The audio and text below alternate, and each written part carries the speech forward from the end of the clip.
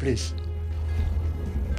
شكرا. قائمة الدول التي تدعم جبهة البوليزاريو في حق تقرير مصيرها طويلة وعريضة من أمريكا الجنوبية إلى إفريقيا، حتى أن جبهة البوليزاريو عضو مؤسس في الاتحاد الإفريقي مثل العديد من الدول.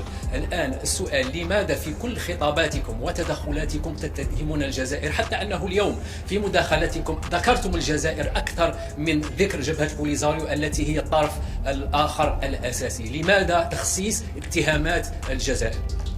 ممكن تتفضل تذكر اسمك وتمثل أي جهة؟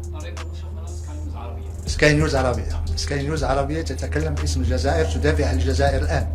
هذا لا، ولكن أنت تمثل. لا، عندك الحق. أخلاقيا أسأل أي سؤال. أخلاقيا سكاي نيوز هي التي تؤدي لك ثمن، هي التي تؤدي. على العموم أنا سوف أجاوبك.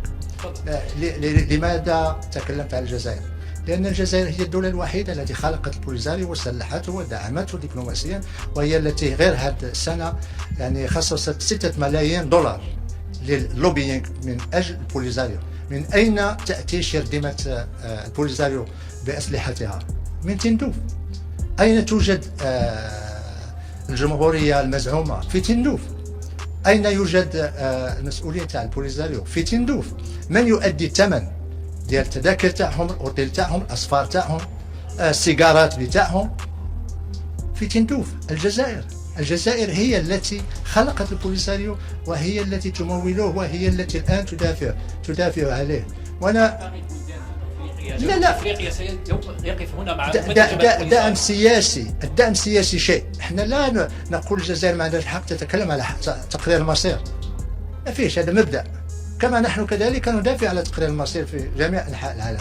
ولكن لما الجزائر تؤدي ثمن الأسلحة، ثمن الأوتيلات، ثمن اللوبيات، ثمن المظاهرات في أوروبا، ثمن مجموعات الضغط، من يؤديها؟ الدولارات ديال الجزائر. لذا نتوجه للجزائر. وطبعا الطاولات المستديرة تكلمت على الدور الجزائري. الآن مجلس الأمن يطلب من الجزائر أن توضح موقفها لكي نمشي سوا من أجل تسوية هذا الموضوع.